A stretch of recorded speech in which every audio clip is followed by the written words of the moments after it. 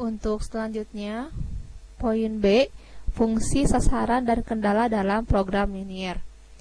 Untuk menentukan fungsi sasaran dan kendala dalam program linier ini dari soal cerita, ya, dimana soal cerita tersebut harus dirubah dulu ke dalam bentuk model matematika.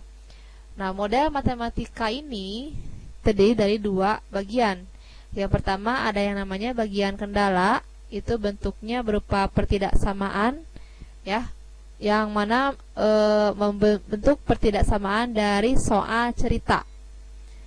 Dan yang kedua adalah fungsi objektif atau fungsi sasaran yang dituju dari soal. Apakah soal itu ingin memaksimumkan atau meminimumkan, yaitu nilai optimum. Untuk contoh soalnya, yang pertama, suatu jenis makanan ternak membutuhkan 5 kg daging dan 3 kg tepung.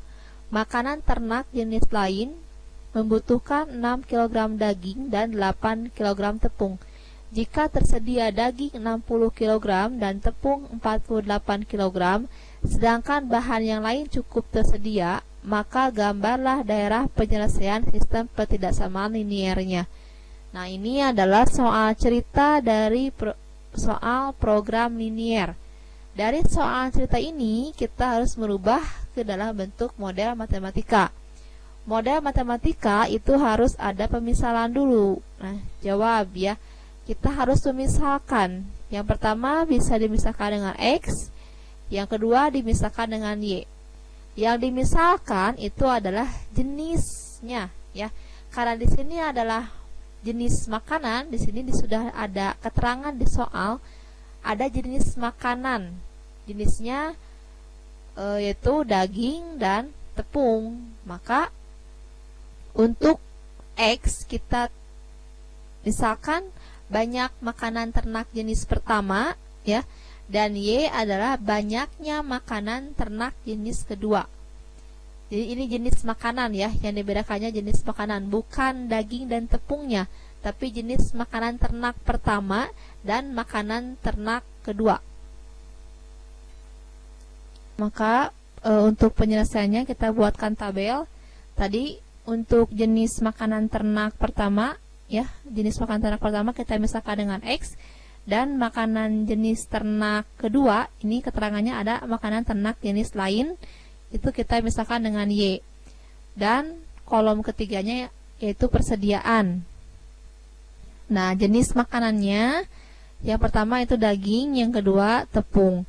Nah, untuk jenis ternak pertama, jenis makanan ternak pertama tadi membutuhkan berapa kilogram daging? Di sini tertulis ada 5 kilogram daging, maka ini ditulis 5 di sini, ya.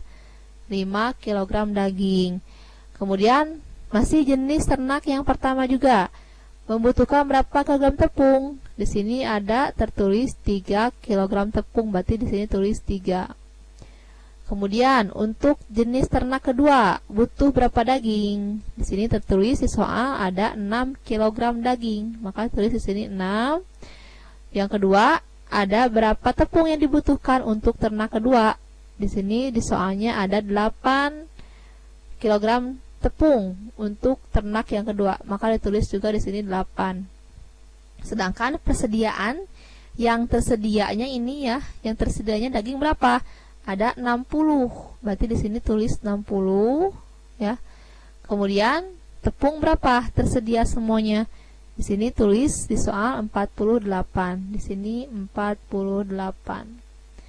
Nah, maka ini, ya, untuk model matematika langkah pertamanya kita harus bisa mendeskripsikan, merubah soal dari bentuk soal cerita ke dalam tabel.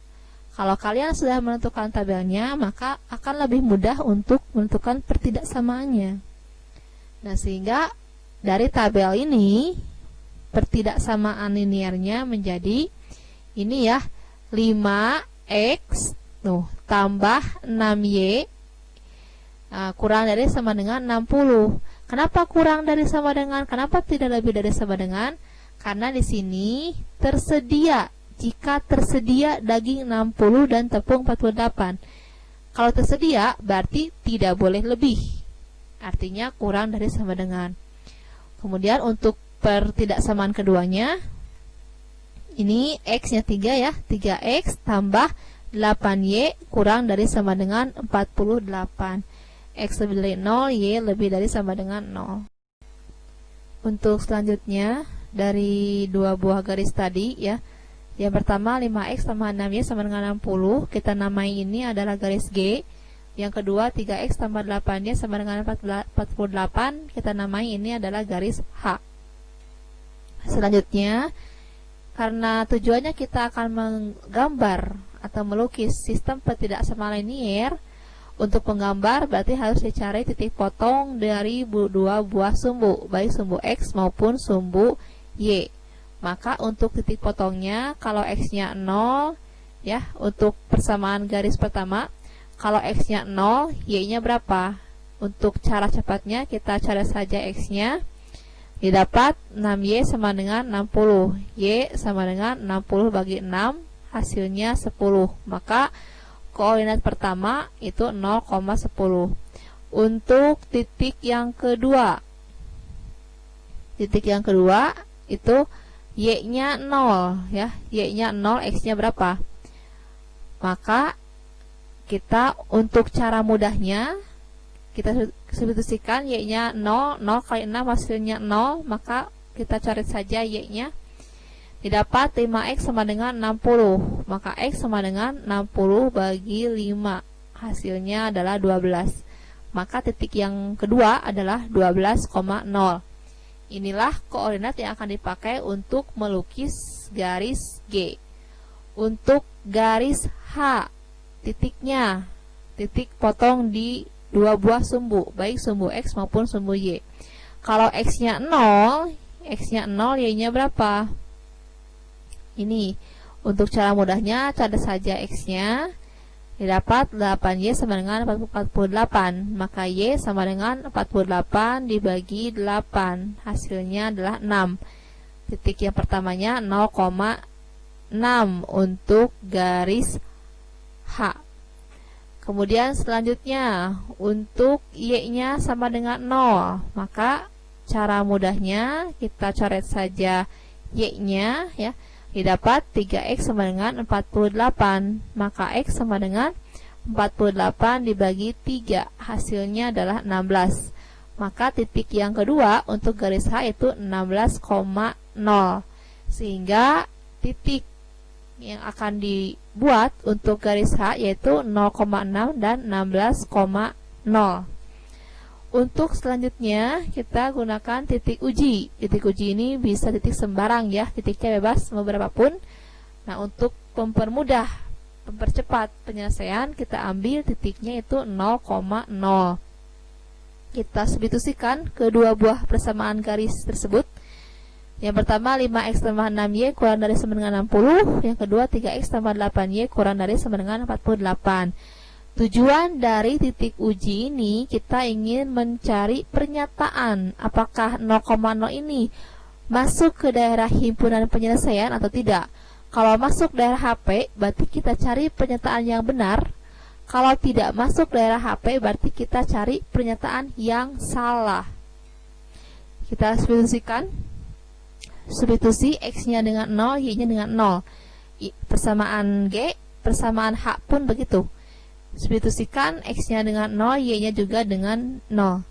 Maka didapatlah pernyataan, karena ini hasilnya pasti semuanya 0, hasil akhirnya 0 kurang dari sama dengan 60 untuk G. Garis H-nya 0 kurang dari sama dengan 48. Apa pernyataannya? Ternyata ini pernyataannya adalah benar.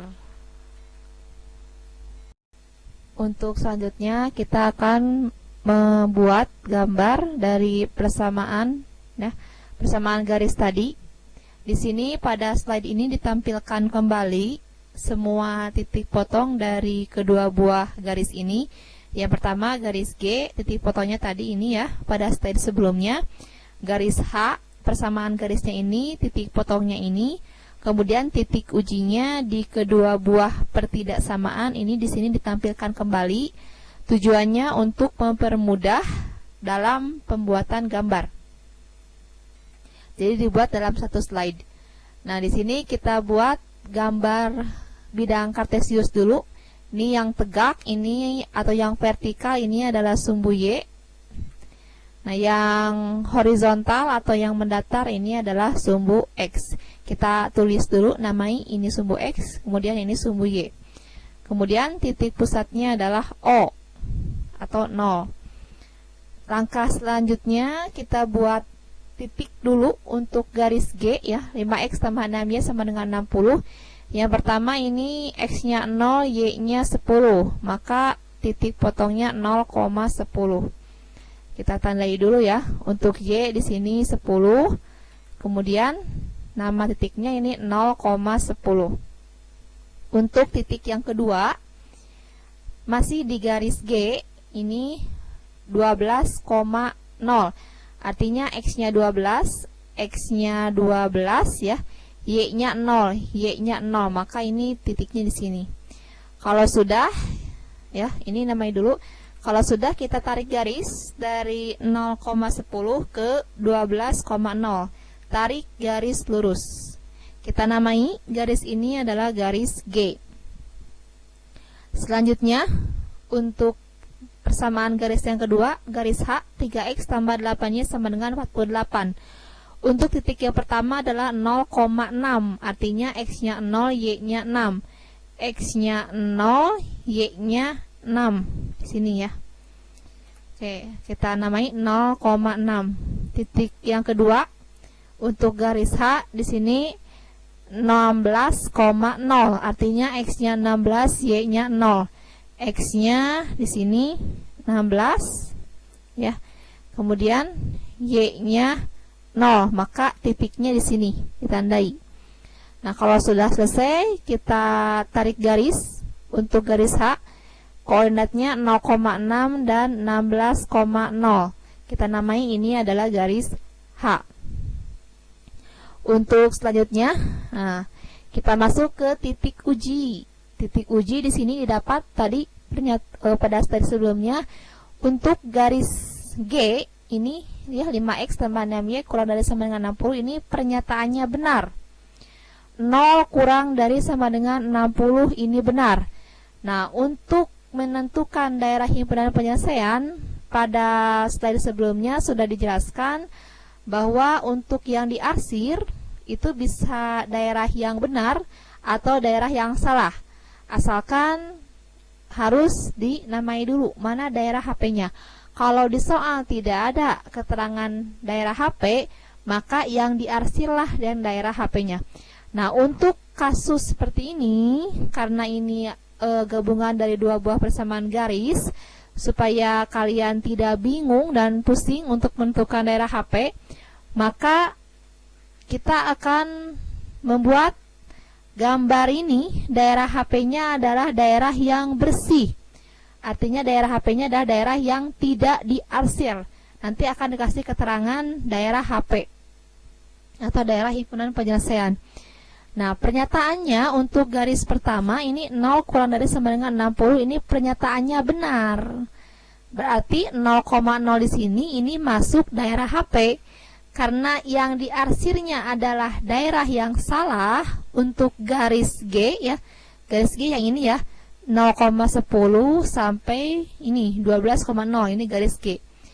Karena 0,0 ini benar, maka ini diarsirnya 0,0 ini tidak diarsir ya, karena masuk daerah benar. Karena yang diarsirnya kita yang salah, maka ini daerah arsir ini ke atas, keluar, menjauhi 0, karena ini yang salahnya. Kita ini mengambil kesimpulan yang salah yang diarsir, berarti daerah yang bersih yang benarnya. Untuk garis kedua, ini garis H ya, koordinatnya 0,6 dan 16,0. Di sini didapat pernyataannya benar. Berarti 0,0 ini masuk daerah HP. Karena yang diarsir adalah daerah yang salah dan 0,0 ini adalah daerah yang benar, berarti 0,0 ini tidak boleh diarsir. Maka untuk garis H ini arsirnya juga keluar sama ini, menjauhi 0 ya. Menjauhi 0, ini daerah arsirannya. daerah yang salah yang diarsir. Untuk selanjutnya ini ada X lebih besar sama dengan 0. Sumbu X ini ya di bawah, sumbu X ini di bawah di sini. X lebih besar sama dengan 0. Kemana? Apakah ke kanan atau ke kiri? Untuk selanjutnya ini X lebih besar sama dengan 0 dan Y lebih besar sama dengan 0. Untuk selanjutnya ini X lebih besar sama dengan 0 dan Y lebih besar sama dengan 0. Untuk X lebih besar dan sama dengan 0, ini kan sumbu X ini di sini, di bawah ya. Nah, untuk lebih besar sama dengan 0, pernyataannya kemana? Untuk X ini kan kalau ke kanan, ini tandanya positif. Kalau ke kiri, X, sumbu X ya, ini tandanya negatif. Di sini X-nya lebih besar sama dengan 0. Berarti yang salahnya yang mana? Apakah ke kanan yang tandanya positif atau ke kiri yang tandanya negatif? Yang salahnya X ini kan benarnya ke kanan itu positif, artinya nilainya lebih dari sama dengan 0. Ke kiri ini negatif, kurang dari sama dengan 0. Kita cari pernyataan yang salah, berarti arsirnya kemana? Ke kanan atau ke kiri? Ini arsirnya ke kiri ya, ke sini, karena yang salah yang diarsir. Untuk selanjutnya sumbu Y lebih besar sama dengan 0. Untuk Y ini garisnya ini ya yang tegak. Untuk sumbu Y ke atas ini kan tandanya itu positif, artinya nilainya itu lebih besar sama dengan 0. Kalau ke bawah sumbu Y itu tandanya negatif, nilainya kurang dari sama dengan 0. Ingat, yang kita cari yang salah, yang diarsirnya yang salah. Kemana? Ini di sini kan Y lebih besar sama dengan 0, berarti ke atas yang benarnya. Yang salahnya kemana? Nah, itu yang diarsir, berarti ke bawah yang diarsir ya. Ini yang warna biru. Maka, mana daerah HP-nya atau daerah himpunan penyelesaiannya?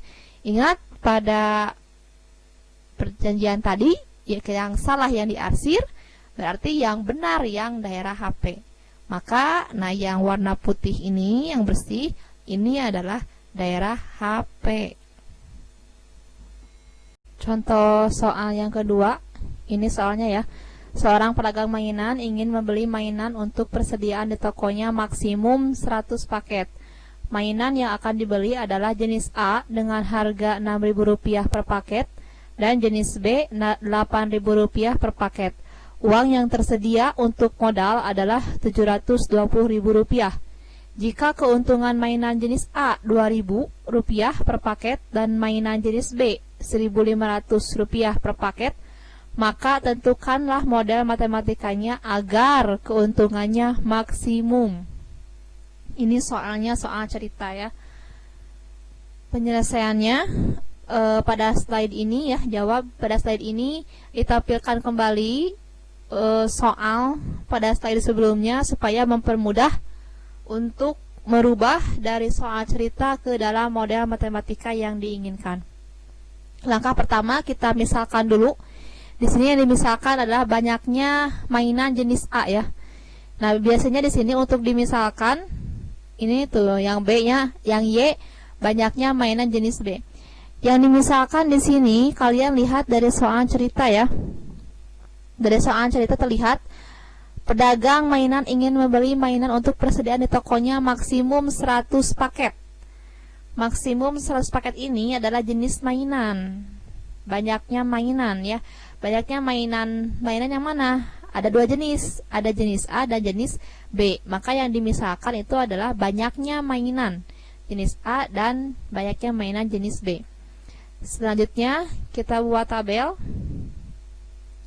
Untuk tabel di sini, nah, seorang pedagang mainan ingin membeli mainan untuk persediaan di tokonya maksimum 100 paket.